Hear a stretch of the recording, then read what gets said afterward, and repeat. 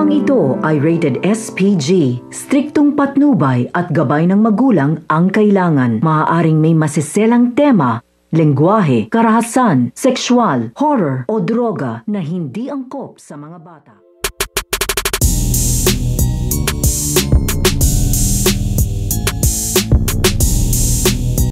Ang muling pagkikita ng magkapatid na ito nga si Lucas at ito nga si Samuel, dahil dumating na nga dito ito nga tapos Aguila sa pagsugod nga nila dito nga sa bahay nito nga ni Armando, ay muli nga ditong pagtatagpuin ng landas ito nga magkapatid na ito nga si Samuel at ito nga si Lucas, at magkakaroon nga dito ng pagkakataon na makapag-usap nga ng masisinan dito nga magkapatid upang kumbinsihin nga dito nito nga ni Samuel ito nga kanyang kapatid nito nga si Lucas na bumalik na nga daw ito dito nga daw sa kanilang grupo.